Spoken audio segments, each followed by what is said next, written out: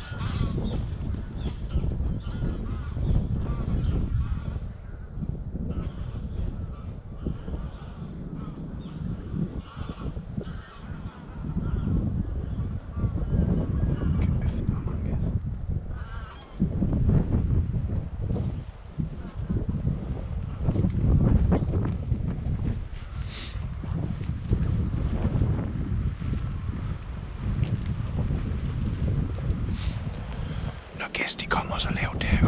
Det sker altid kun, når du har riflen med. Det sker aldrig, når du har havlgeværet med. Så flyver de 6 km op i luften. Ja. Og har du havlgeværet med, så står dobbeltledet her. Man skal have en drilling eller sådan. Nej, det er Vestjylland. Ja, det.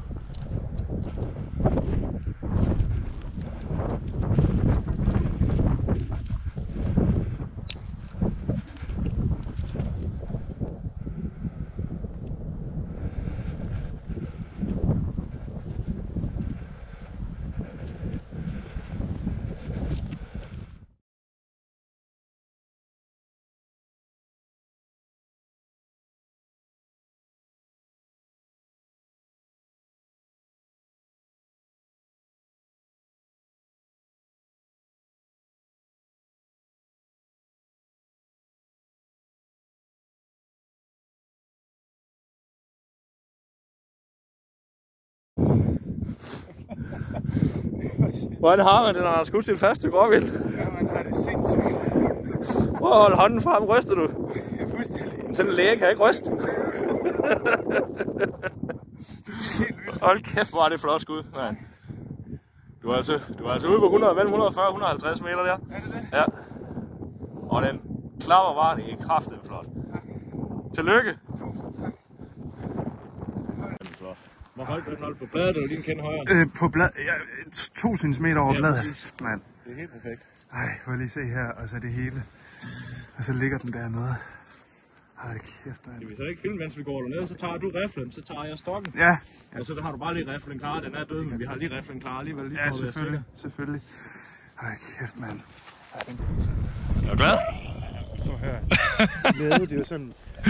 Det sidste, jeg var så glad her, det var, da jeg blev færdiguddannet læge. Jeg kom ud af eksamen. Det er faktisk rigtigt. Det er faktisk vildere, det her. Det er faktisk vildere. Ja, jeg kan huske det, da jeg skød den første også. Det er fint. Se, så har du bare lige riflen sådan der. Og så går vi stille og roligt derhen. Okay. Det kan være, hvis når vi skal lige have skåret lidt mere hul, fordi det der irriterede mig, det var faktisk den her. Ja. Og så... det jeg altid gør, når jeg skyder råvild, det er, at jeg glemmer altid mit slæbetog. Og der er bare langt ind til vejen nu. Og nu får man til at opleve lige om lidt, hvor tungt det er. Ja, det gør jeg nok. Men vi rækker man det her, så... Ja, vi kan tage det med ned til vejen, fordi jeg har noget grej, der gør det lidt nemmere. Okay, fedt. Så vi slæver det bare ned til vejen, så bærer jeg riffel, og så kan vi se, om vi kan få den henover. Ja. Henover skulderen. Så kan jeg få taget nogle fede billeder af dig. Nej, det er fedt. Der er ikke meget spral tilbage i den nu i hvert fald. Nej, den sprællede lige lidt. Det var en enlig rå med 2 lam og en buk, der gik der. Jeg er godt nok spændt på, hvor jeg skulle, eller hvor det helt præcis er. Så for mig så er det ud som om, den er ramt lige på plads, fordi den hopper lige, så krummer den. Og jeg kan se anslaget, fordi nu skal jeg ikke holde sig om at skyde jo. Ja. Så jeg kan se anslaget også. Ja. Så det er fuldstændig ligesom det skal være. Okay. Og den var lidt spids på. Ja, men det er så cool, når det tager så råvildt det er lige til med at gøre med det. Okay.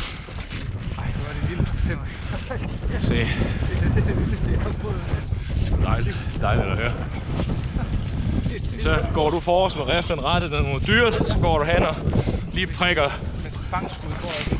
Det er også sådan noget. Ja, uanset hvad, så skal bare du ramme dyret, den er færdig. Du går lige hen, så prikker du lige løbet ned omkring øjet. Så kan du se, hvis den blinker. Men det gør den ikke.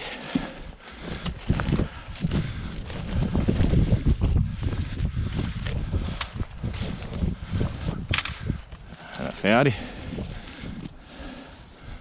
Ja, du kan godt aflade.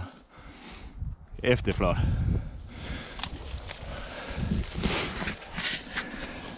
Det passer med, at den er skudt lidt skråt ind, for så er skuddet kommet ud der. Og så bliver jo den vej, jeg skyder den ind, ikke? Så aflader du at tage riflen, så vend den rundt, så kan du se indgangshul. Ja.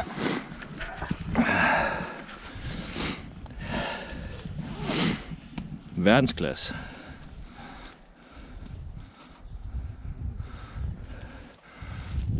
Og så som du siger, så lige med den udsigt her, hva? Så lige med den udsigt. Ej, det er jo det. Alt ved det er magisk. Alt er lidt magisk, ja. Magisk. Ja, bare. Jeg ved godt. Jeg har faktisk aldrig prøvet at aflade den. Men når jeg bare lader den sætte sådan der, så aflader vi nu. Bare lægge den her. Ja, jeg skal have den med på billedet om det, skal du ikke? Hvis ikke lige for at have den vendt rundt og se indgangshullet. Jeg skal lige have den her.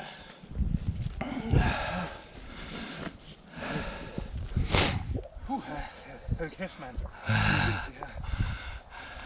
Ja, det er vildt.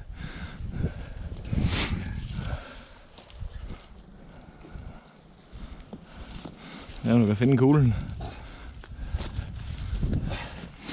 Den er her. Men det kan den da ikke. Nej. Det kan da ikke have dræbt den sådan at skyde. Jo, det kan sagtens. Men kan jeg tror det? sgu ikke, det er der. Nej. Det kan da godt være. Er det her? Nej. Det ser ud som om, det gik lidt skråt igennem. Lige der. Ja, men det ser ud som om, det går lidt skråt igennem. Det er lige snart, du får pelsen af. Det er svært at se med de der. Men lige snart, du får pelsen af, så kan du se det. Hvor gammel tror du? Er det en... Ja, det skulle lige være, jeg tror ikke engang, at lam, det er måske et smaldyr. Så det er faktisk næsten endnu bedre. Jeg skal have et billede af det her. Ja, jamen, vi tager billeder af dig nu, tænker jeg. Nu har jeg filmet alt det her. Kæmpe stort tillykke, Magnus. Det har haft den er flot. Fantastisk skud. Så skal vi hoppe og slå nogle skarver ihjel om lidt, når vi har brækket den der. Nu har vi hele dagen til det. Ej, hvor fedt. Det er fandme flot, mand. Fantastisk. Tusind tak. Velbekomme. Lige med på kameraet. Ja, men det er så flot.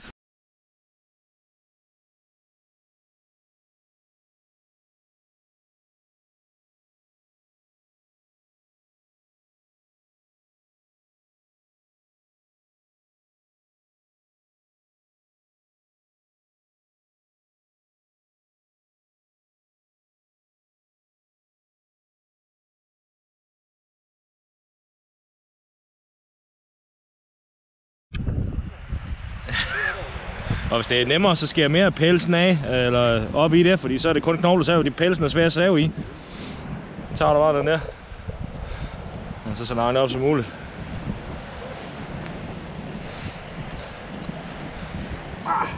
Yes. Ja, så Inge. Så er du ude der. Ja. Så er det bare at få spredt ud til siderne. Og det er ikke, du skal lidt længere ned med buren, du skal lidt længere ned i låsen på den der, sådan så du kan få det helt med ud. Så er det bare nedad, ja. Nemlig.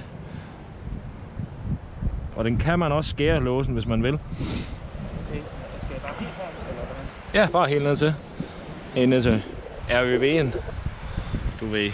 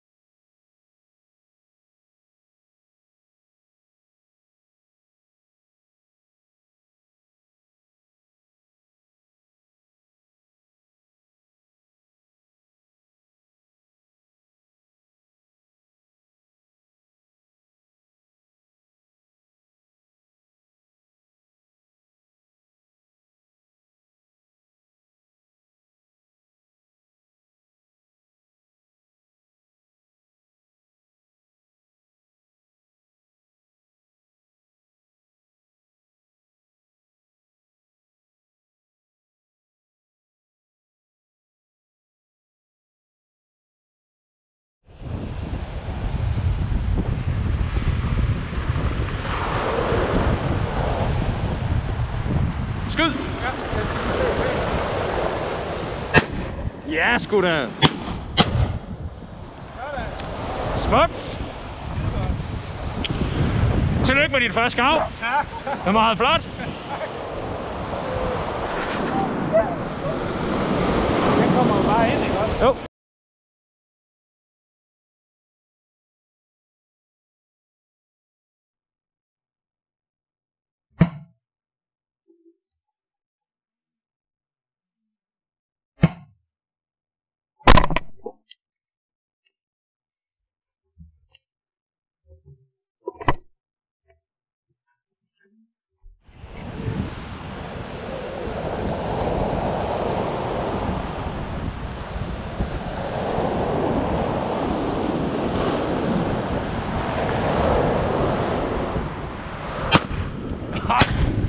Det er flot.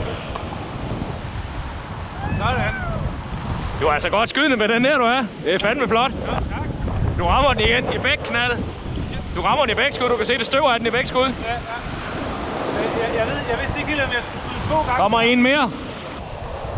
Har du patroner i, for nu kommer den.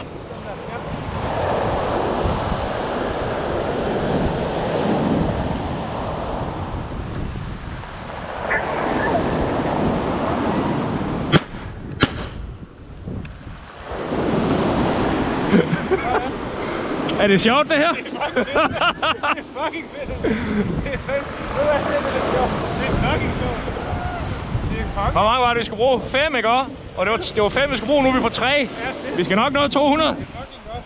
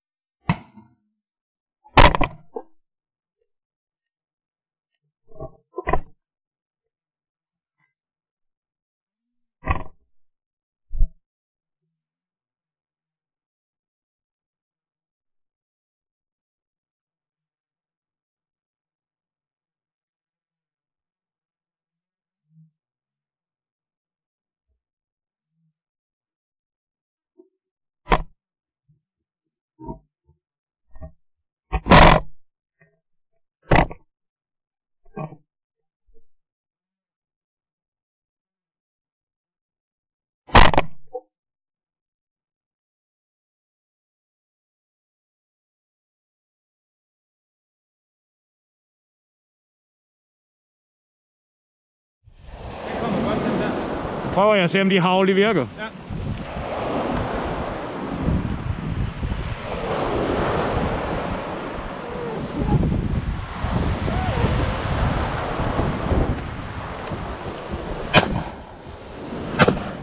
Det gør de altså bare ikke. Det var sandt.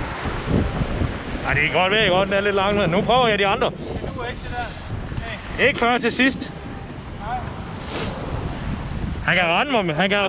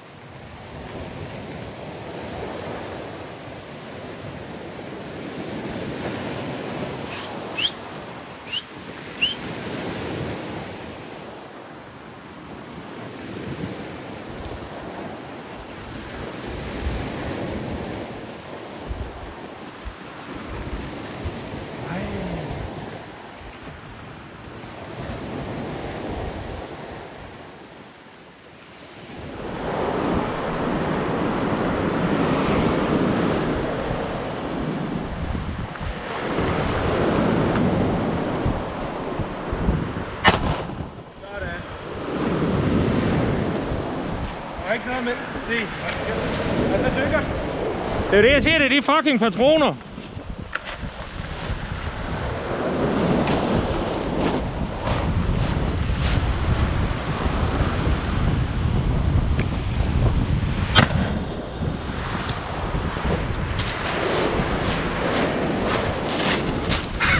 Så kan det godt være, du siger, at jeg har bims oven i hovedet, ikke? Han kan rende mig med de forbandede sekserhavl. Ja. Det er jo ikke til andet at skyde lerduer med, mand. Nej, det går ikke.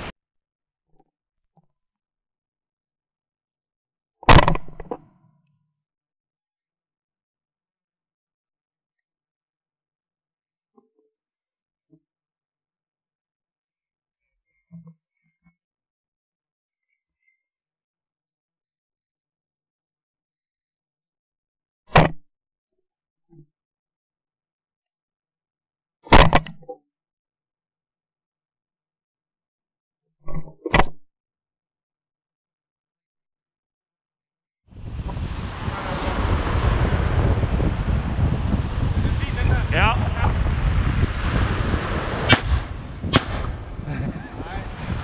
Hvad fanden? Hvad fanden foregår der?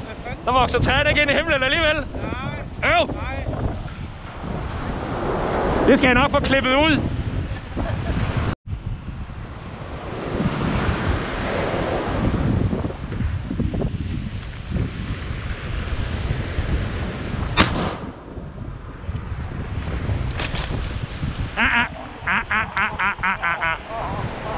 Bliv her. Bliv.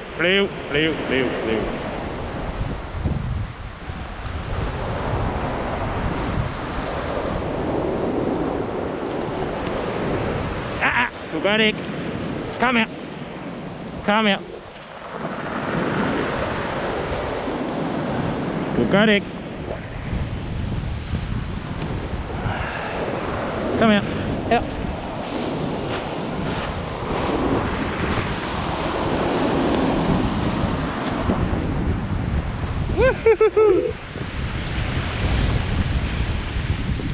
Det er ikke nede i min task for helvede.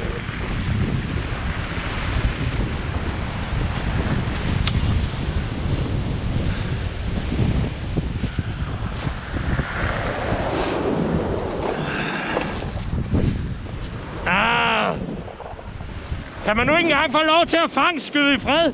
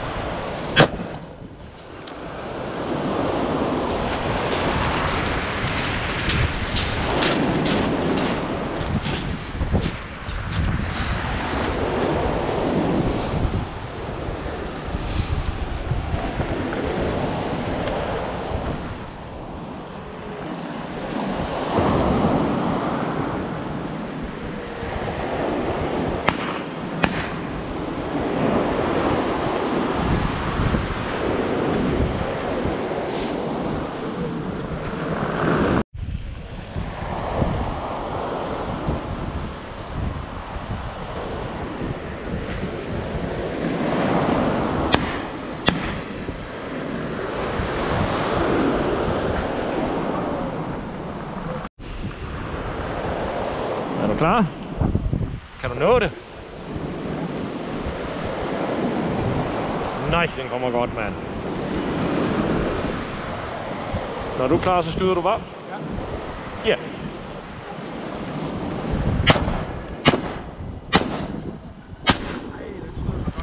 Den får masser af havl. Prøv at se der. Masse.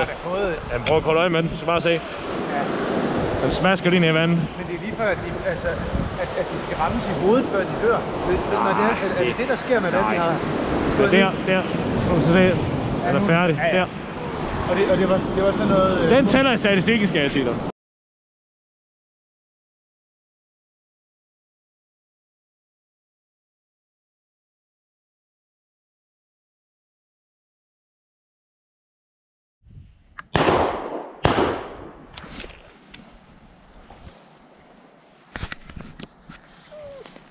Så er det bare at holde øje, for nu er de i luften.